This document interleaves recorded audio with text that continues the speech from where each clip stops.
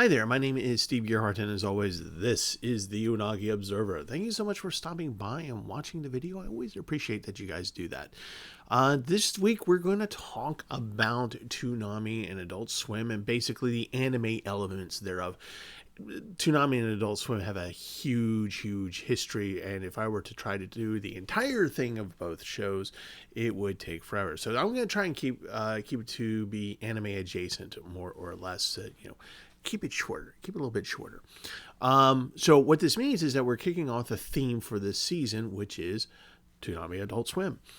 And so after today, we're going to do reviews of various anime from Toonami and Adult Swim.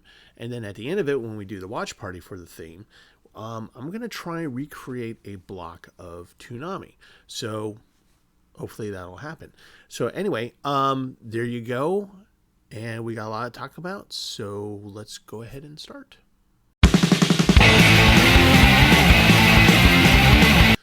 All right, Toonami has a very long and storied history. It basically started in 1997 under the Moltar era. And you might be going, what? So 1997 to 1999, Toonami was basically a animation block of action shows, and it was not dedicated to anime shows were in it, but they were interspersed with other action animations.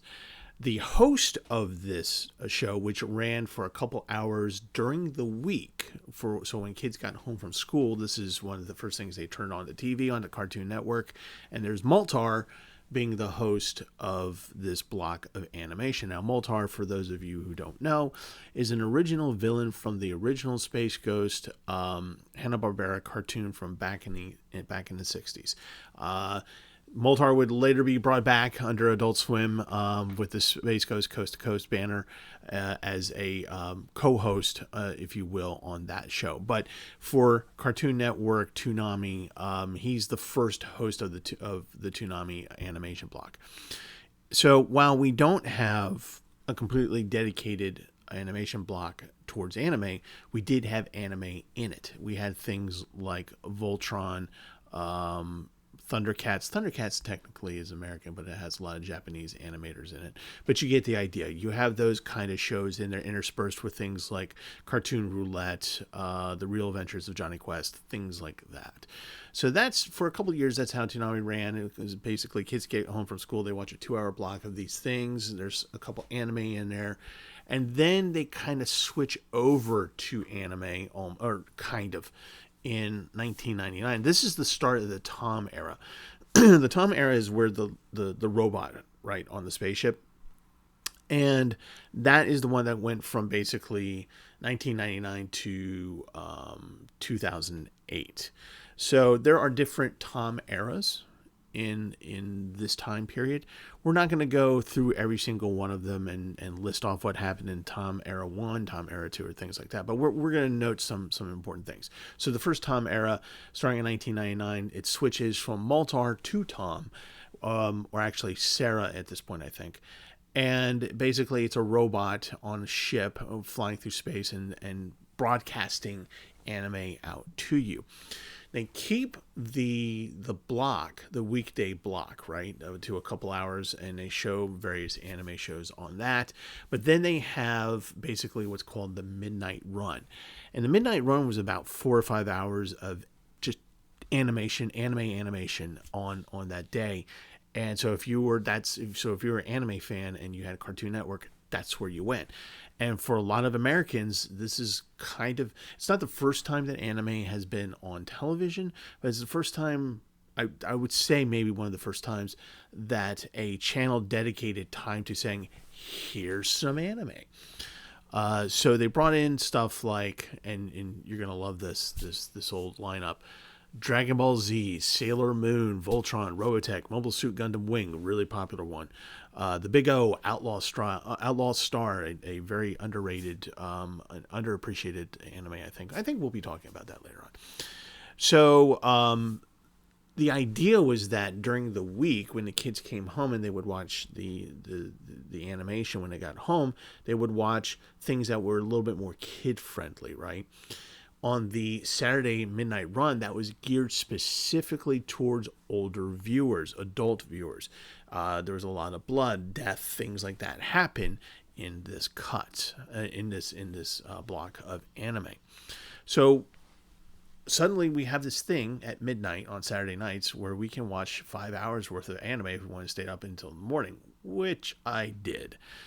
So many of us did that. So we would have like this constant rotation of these kinds of things. So we, go through one show, then either start back at the beginning again, or we get a new one. But you get the idea. We get a lot of. This is when we start getting from Toonami a lot of anime. So this is like the first year, 1999 to 2000. When we start going on from 2000 on upwards, the voice actor for Tom changes to Steve Blum. Now, if you know that name, you know that he is the voice actor, the English voice actor for Spike Spiegel from Cowboy Bebop, Roger from Big O, so many other anime. So he does the voice of Tom, and he does it for a very long time, actually. So things kind of just basically keep going on in this vein. That's the big major change. Tom also gets a backstory. So interspersed with all the anime that's going on, we have Tom giving us his story episode by episode by episode, little bit by little bit. We also start to see a lot of music coming out of Toonami, like original music. And they start publishing this music. That's another important part about this particular area. As they move on, and basically for the rest of the Tom era, you start getting things like they commissioned Immortal Grand Prix anime. So this is the first time a Cartoon Network has said, "Hey, we want an anime that we completely." Produce, basically. So we get that. And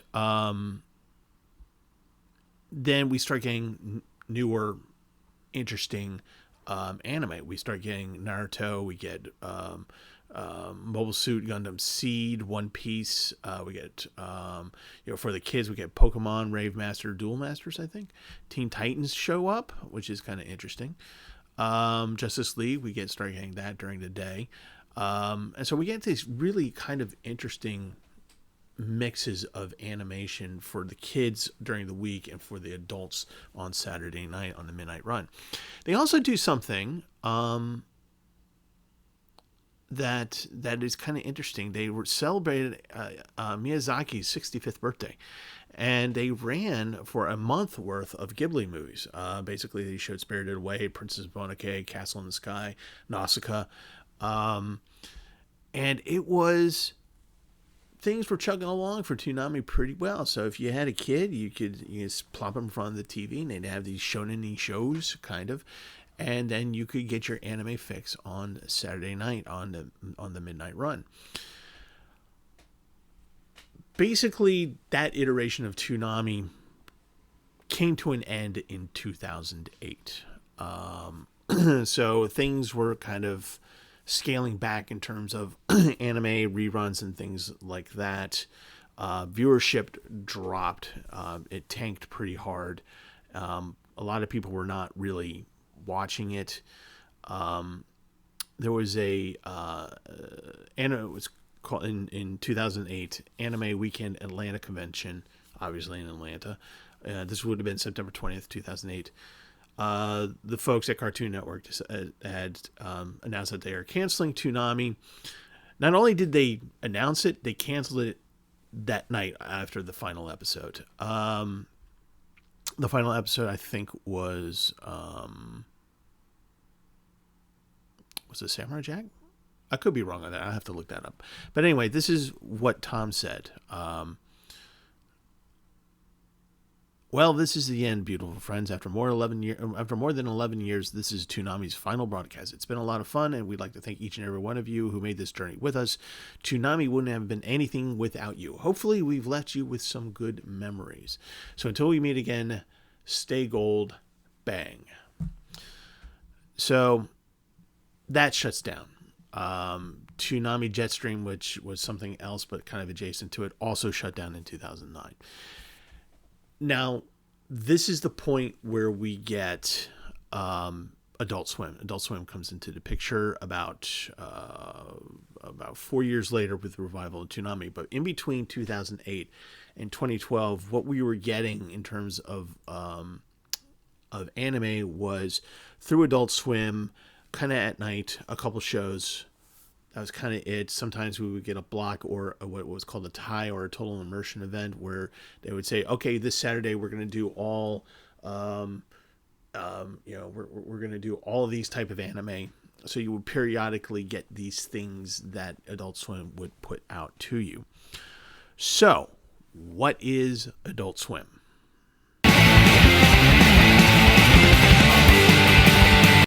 So what is Adult Swim? As we all know, Adult Swim more or less existed at the same time as Toonami. It kind of shared the weekend with Toonami over the years, but there's definitely a difference between Toonami and Adult Swim. Adult Swim was the culmination of an effort to find an adult audience for the Cartoon Network. So starting in 1994 with basically Space Ghost Coast to Coast, basically the Cartoon Network was trying to get more adults to watch the channel. Because it's a cable channel, that means it has to go 24/7. So that means that there's certain time slots that are hard to fill, depending on how you look at it. And the Cartoon Network figured that if they wanted to capture an adult audience, they could probably do it later at night. The kiddos are in bed, and you don't have to worry about them watching something they shouldn't be watching. And so they started experimenting, I think, between 11-ish and 5-ish, 11 p.m. to 5 a.m., trying to find various animation that would appeal to adults. And you had a lot of stuff of like Toon Heads, a lot of compilation shows where they get a lot of shorts and you put them in like a half-hour or 1 hour block. You had things like the Tex Avery show. Tex Avery was an animator who was very drew women in very interesting formats. So while his cartoons were deemed for kids, when you look at the women that Tex Avery drew, you're gonna be like, really? Anyway, so you have things like that. But the thing that was really the driver was, of course, Space Ghost Coast to Coast. The format of Space Ghost Coast to Coast, of course, was that it was a talk show. And the talk show host was Space Ghost, who was, and they got the rights to Space Ghost, the 1960s action animation, where Space Ghost is a serious superhero. And now they make him into this kind of like bumbling idiot behind a desk doing a late night talk show. His showrunner is, of course, Moltar, and his band leader is Zorax, the lone locust of the apocalypse, as he likes to refer to himself.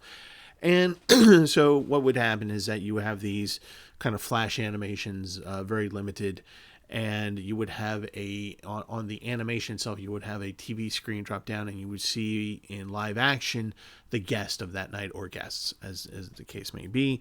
And it's basically Space Ghost being very awkward and cringy with the guests. A lot of people enjoyed this show. It can be quite funny. So that was their big thing. That was their big draw. And once Mike Lazo of Ghost Planet Industries kind of said, oh, this is the formula, Ghost Planet Industries would morph into William Street Studios, which is the producer and creator of Adult Swim.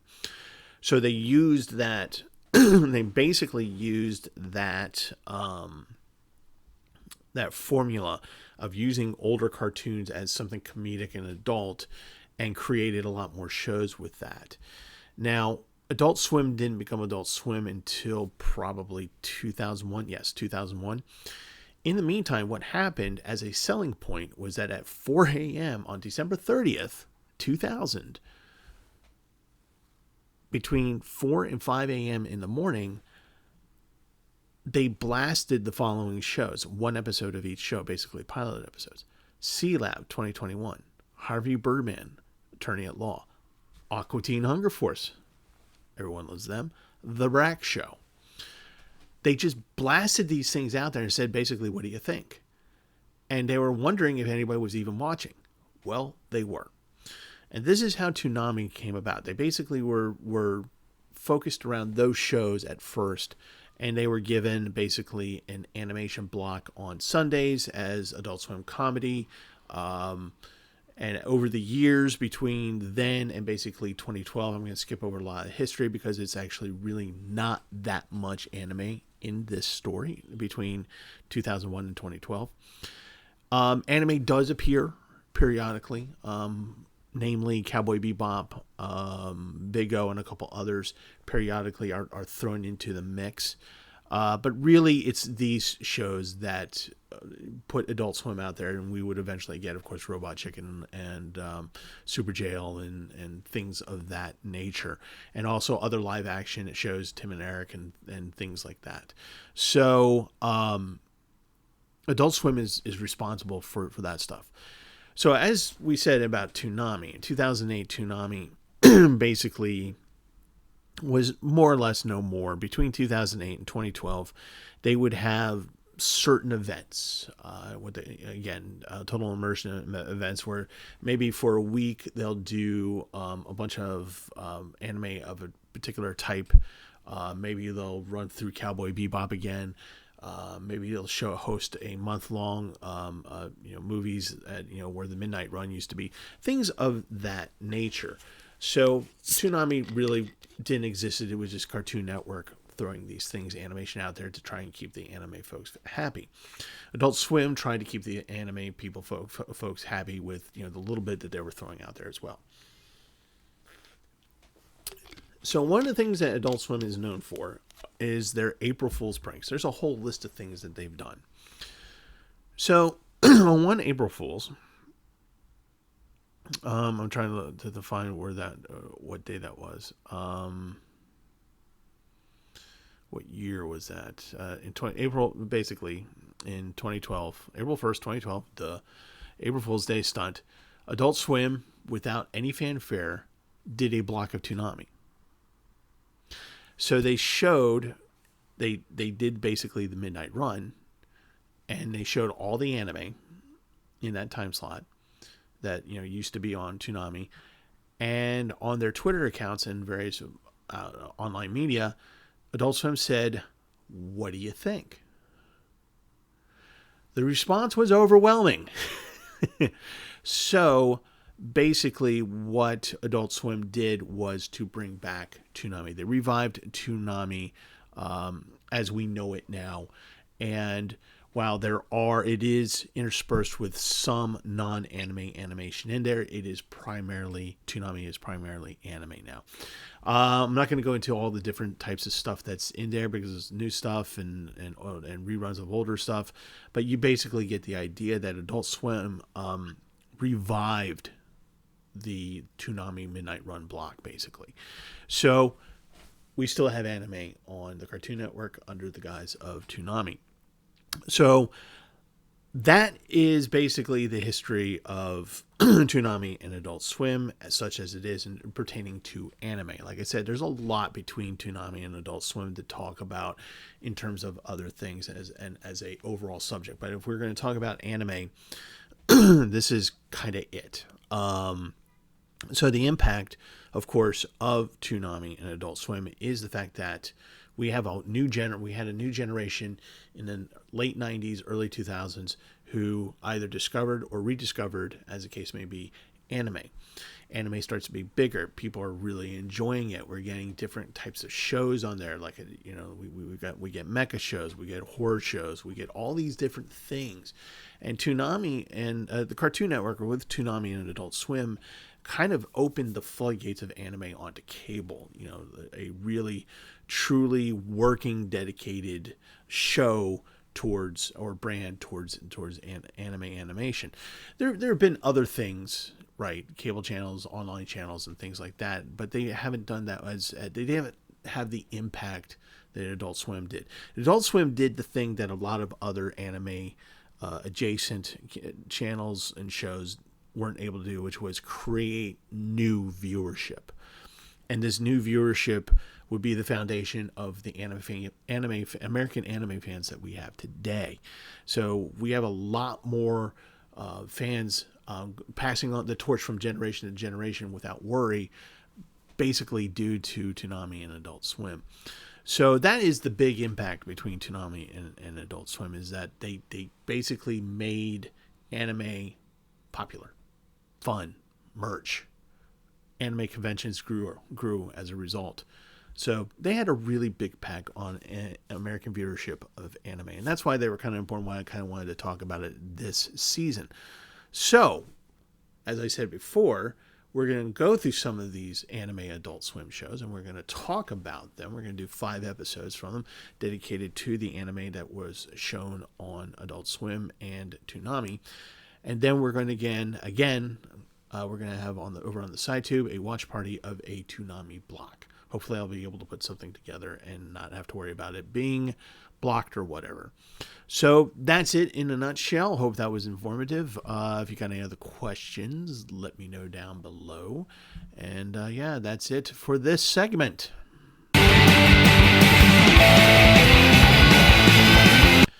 So that's it for this week, and we're talking about Toonami and Adult Swim. Hope that was informative. And next week we're going to go on to something different. What could it be? You shall see. Anyway, hope you guys are doing okay. Please keep yourselves healthy and good, because I'd like to see you out there in the world, maybe at a convention or something. If you see me, please come up and say hi. And with that, I will say to you guys, love you. And as always, watch more anime.